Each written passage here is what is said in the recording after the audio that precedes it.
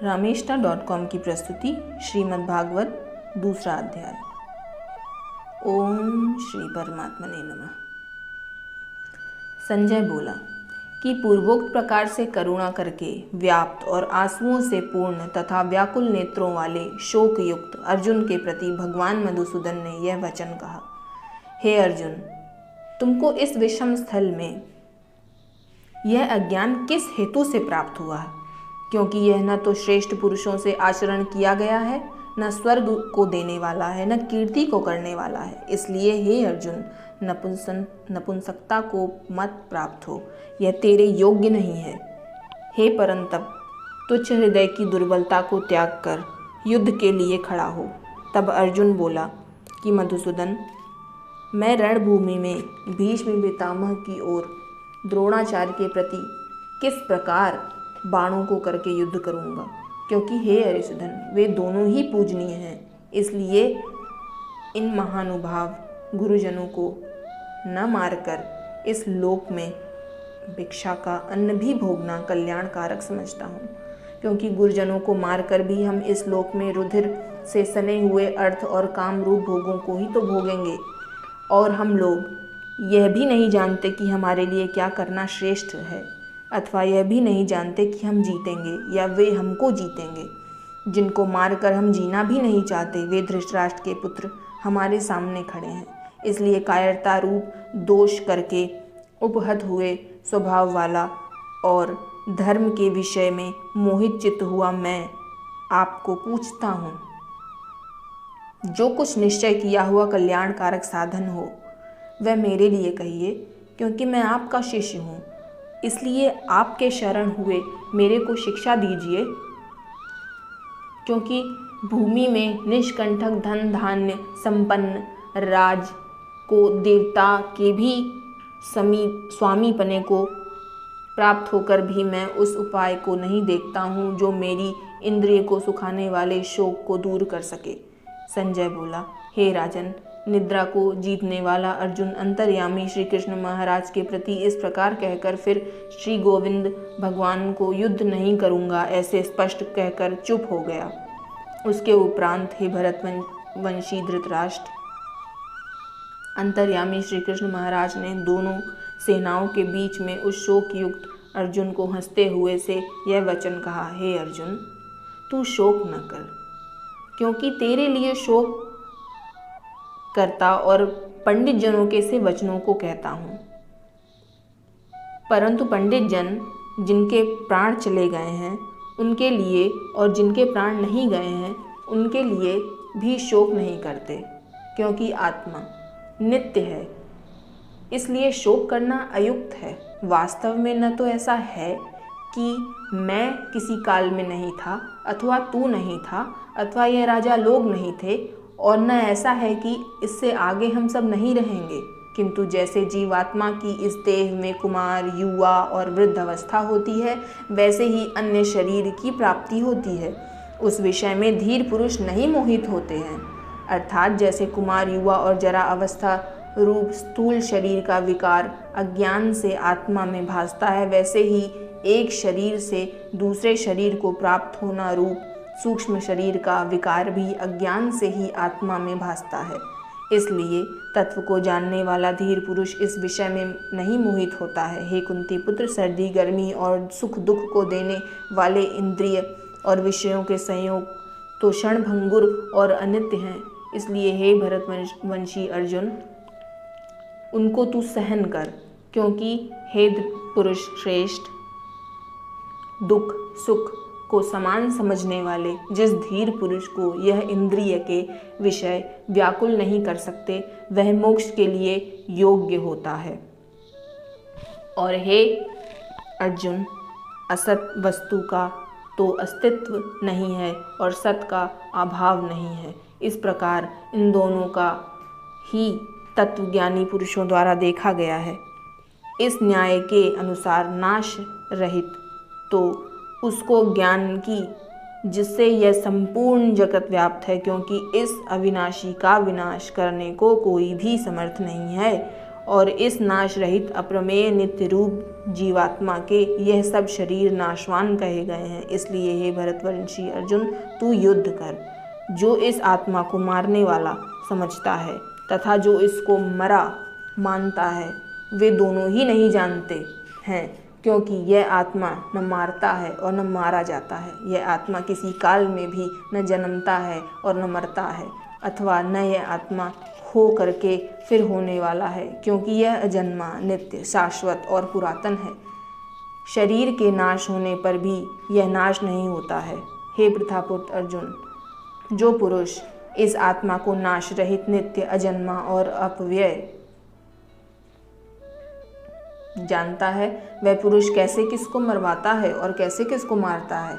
और यदि तू कहे कि मैं तो शरीरों के वियोग का शोक करता हूँ, तो यह भी उचित नहीं है, क्योंकि जैसे मनुष्य पुराने वस्त्रों को त्याग कर दूसरे नए वस्त्रों को धारण करता है, वैसे ही जीवात्मा पुराने शरीरों को त्याग कर दूसरे नए शरीरों को प्राप्त होता है। हे अर्जुन, इस आत्मा को शास्त्र आदि काट नहीं सकते, इसको आग जला नहीं सकती तथा इसको जल गीला नहीं कर सकता और वायु सुखा नहीं सकती, क्योंकि यह आत्मा अछेद्य है। यह आत्मा अदाह है, अक्लेद्य है, अशोष्य है तथा यह आत्मा निसंदेह, नित्य, सर्वव्यापक, अचल, स्थिर रहने वाला और सनातन है। यह आत्मा अव्यक्त अर्थात इंद्रियों का अविषय, और यह आत्मा अचिंत्य अर्थात मन का अविषय, और यह आत्मा विकार रहित अर्थात न बदलने वाला कहा गया है। इससे हे अर्जुन, इस आत्मा को ऐसा जानकर तू शोक करने को योग्य नहीं है, अर्थात तुझे शोक करना उचित नहीं है। यदि तू इसको सदा जन्मने और सदा मरने वाला माने तो भी हे अर्जुन, इस प्रकार शोक करने को योग्य नहीं है, क्योंकि ऐसा होने से तो जन्मने वाले की निश्चित मृत्यु और मरने वाले की निश्चित जन्म सिद्ध हुआ है। इससे भी तू इस बिना उपाय वाले विषय में शोक करने को योग्य नहीं है। यह भीष्मादिकों के शरीर मायामय होने से अनित्य हैं। इससे शरीर के लिए भी शोक करना उचित नहीं, क्योंकि हे अर्जुन, संपूर्ण प्राणी जन्म से पहले बिना शरीर वाले और मरने के बाद भी बिना शरीर वाले ही हैं। केवल बीच में ही शरीर वाले प्रतीत होते हैं। फिर भी उस विषय में चिंता करना योग्य नहीं। हे अर्जुन, यह आत्मतत्व बड़ा गहन है, इसलिए कोई महापुरुष ही इस आत्मा को आश्चर्य की ज्यों देखते हैं, और वैसे ही दूसरा कोई महापुरुष ही इसे आश्चर्य की ज्यों इसके तत्व को कहता है, और दूसरा कोई इस आत्मा को आश्चर्य की ज्यों सुनता है, और कोई सुनकर भी इस आत्मा को नहीं जानता। हे अर्जुन, यह आत्मा सबके शरीर में सदा ही अवध्य है। इसलिए संपूर्ण भूत प्राणियों के लिए तू शोक करने योग्य नहीं है, और अपने धर्म को देखकर भी तू भय करने के योग्य नहीं है, क्योंकि धर्मयुक्त युद्ध से बढ़कर दूसरा कोई कल्याणकारक कर्तव्य क्षत्रिय के लिए नहीं है। हे पार्थ, अपने आप प्राप्त हुए और खुले हुए स्वर्ग के द्वार रूप इस प्रकार के युद्ध को भाग्यवान क्षत्रिय लोग ही पाते हैं। और यदि तू इस धर्मयुक्त संग्राम को नहीं करेगा, तो स्वधर्म को और कीर्ति को खोकर पाप को प्राप्त होगा, और सब लोग तेरी बहुत काल तक रहने वाली अपकीर्ति को भी कथन करेंगे, और वह अपकीर्ति माननीय पुरुष के लिए मरण से भी अधिक बुरी होती है। और जिनको तू बहुत माननीय होकर भी अब तुच्छता को प्राप्त होगा, वे महारथी लोग तुझे भय के कारण युद्ध से उपराम हुआ मानेंगे, और तेरे वैरी लोग तेरे सामर्थ्य की निंदा करते हुए बहुत से कहने योग्य वचनों को कहेंगे। फिर उस अधिक दुख को तू कैसे प्राप्त होगा। इससे युद्ध करना तेरे लिए सब प्रकार से अच्छा है, क्योंकि या तो मरकर स्वर्ग को प्राप्त होगा अथवा जीतकर पृथ्वी को भोगेगा। इससे हे अर्जुन, युद्ध के लिए निश्चय वाला होकर खड़ा हो। यदि तुझे स्वर्ग तथा राज्य की इच्छा न हो, तो भी सुख दुख, लाभ हानि और जय पराजय को समान समझकर उसके उपरांत युद्ध के लिए तैयार हो। इस प्रकार युद्ध करने से तू पाप को नहीं प्राप्त होगा। हे पार्थ, यह बुद्धि तेरे लिए ज्ञान योग के विषय में कही गई है, और इसी को अब निष्काम कर्म योग के विषय में सुन। कि जिस बुद्धि से युक्त हुआ तू कर्मों के बंधन को अच्छी तरह से नाश करेगा। इस निष्काम कर्म योग में आरंभ का अर्थात बीज का नाश नहीं है और उल्टा फल रूप दोष भी नहीं होता है। इसलिए इस निष्काम कर्म योग रूप धर्म का थोड़ा भी साधन जन्म मृत्यु रूप महान भय से उद्धार कर देता है।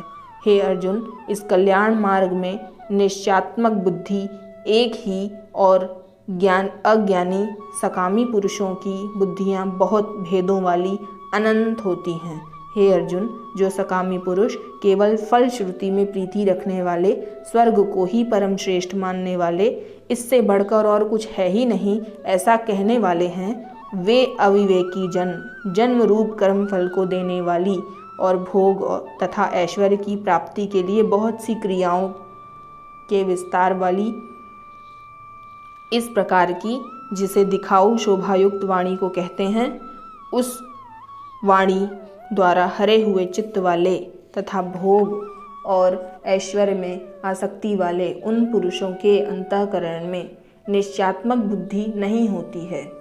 हे अर्जुन, सब वे तीनों गुणों के कार्य रूप संसार को विषय करने वाले अर्थात प्रकाश करने वाले हैं। इसलिए तू असंसारी अर्थात निष्कामी और सुख दुख आदि द्वंद्वों से रहित नित्य वस्तु में स्थित तथा योग क्षेम को न चाहने वाला और आत्मपरायण हो, क्योंकि मनुष्य का सब ओर से परिपूर्ण जलाशय के प्राप्त होने पर छोटे जलाशय में जितना प्रयोजन रहता है, अच्छी प्रकार ब्रह्म को जानने वाले ब्राह्मण का भी सब वेदों में उतना ही प्रयोजन रहता है। अर्थात जैसे बड़े जलाशय को प्राप्त हो जाने पर जल के लिए छोटे जलाशयों की आवश्यकता नहीं होती, वैसे ही ब्रह्मानंद की प्राप्ति होने पर आनंद के लिए वेदों की आवश्यकता नहीं होती। इससे तेरा कर्म करने मात्र में ही अधिकार होवे, फल में कभी नहीं, और तू कर्म को फल की वासना वाला भी मत हो। तेरी कर्म न करने में प्रीति भी न होवे। हे धनंजय, आसक्ति को त्याग कर तथा सिद्धि और असिद्धि में समान बुद्धि वाला होकर योग में स्थित हुआ कर्मों को कर। यह संवत भाव ही योग नाम से कहा जाता है। इस संवत रूप बुद्धि योग से सकाम कर्म अत्यंत तुच्छ है। इसलिए हे धनंजय, संवत बुद्धि योग का आश्रय ग्रहण कर, क्योंकि फल की वासना वाले अत्यंत दीन हैं। संवत बुद्धि युक्त पुरुष पुण्य पाप दोनों को इस लोक में ही त्याग देते हैं, अर्थात उनसे लिपायमान नहीं होते। इस संवत बुद्धि योग के लिए ही चेष्टा कर। यह संवत बुद्धि रूप योग ही कर्मों में चतुरता है, अर्थात कर्म बंधन से छूटने का उपाय है, क्योंकि बुद्धि योग युक्त ज्ञानी जन कर्मों से उत्पन्न होने वाले फल को त्याग कर जन्म रूप बंधन से छूटे हुए निर्दोष अर्थात अमृतमय परम पद को प्राप्त होते हैं। हे अर्जुन, जिस काल में तेरी बुद्धि मोह रूप दलदल को बिल्कुल तर जाएगी, तब तू सुनने योग्य और सुने हुए के वैराग्य को प्राप्त होगा। जब तेरी अनेक प्रकार के सिद्धांतों को सुनने से विचलित हुई बुद्धि परमात्मा के स्वरूप में अचल और स्थिर ठहर जाएगी, तब तू संवत बुद्धि रूप योग को प्राप्त होगा। इस प्रकार भगवान के वचनों को सुनकर अर्जुन ने पूछा, हे केशव, समाधि में स्थित स्थिर बुद्धि वाले पुरुष का क्या लक्षण है, और स्थिर बुद्धि पुरुष कैसे बोलता है, कैसे चलता है, कैसे बैठता है। उसके उपरांत श्री कृष्ण महाराज बोले, हे अर्जुन, जिस काल में यह पुरुष मन में स्थित संपूर्ण कामनाओं को त्याग देता है, उस काल में आत्मा से ही आत्मा में संतुष्ट हुआ स्थिर बुद्धि वाला कहा जाता है, तथा दुखों की प्राप्ति में उद्वेग रहित है मन जिसका, और सुखों की प्राप्ति में दूर हो गई है स्पृहा जिसकी, तथा नष्ट हो गए हैं राग भय और क्रोध जिसके, ऐसा मन स्थिर बुद्धि कहा जाता है। जो पुरुष सर्वत्र स्नेह रहित हुआ उन शुभ तथा अशुभ वस्तुओं को प्राप्त होकर न प्रसन्न होता है और न द्वेष करता है, उसकी बुद्धि स्थिर है। और कछुआ अपने अंगों को जैसे समेट लेता है, वैसे ही यह पुरुष सब ओर से अपनी इंद्रियों को इंद्रियों के विषयों से समेट लेता है, तब उसकी बुद्धि स्थिर होती है। यद्यपि इंद्रियों के द्वारा विषयों को न ग्रहण करने वाले पुरुष के भी केवल विषय तो निवृत्त हो जाते हैं, परंतु राग नहीं निवृत्त होता। इस पुरुष का तो राग भी परमात्मा को साक्षात करके निवृत्त हो जाता है। और हे अर्जुन, जिससे कि यत्न करते हुए बुद्धिमान पुरुष के भी मन को यह प्रमथन स्वभाव वाली इंद्रियां बलात्कार से हर लेती हैं, इसलिए मनुष्य को चाहिए कि संपूर्ण इंद्रियों को वश में करके समाहित चित्त हुआ मेरे परायण स्थित होवे, क्योंकि जिस पुरुष के इंद्रियां वश में होती हैं उसी की बुद्धि स्थिर होती है। हे अर्जुन, मन सहित इंद्रियों को वश में करके मेरे परायण न होने से मन के द्वारा विषयों का चिंतन होता है और विषयों को चिंतन करने वाले पुरुष की उन विषयों में आसक्ति हो जाती है और आसक्ति से उन विषयों की कामना उत्पन्न होती है और कामनाओं में विघ्न पड़ने से क्रोध उत्पन्न होता है।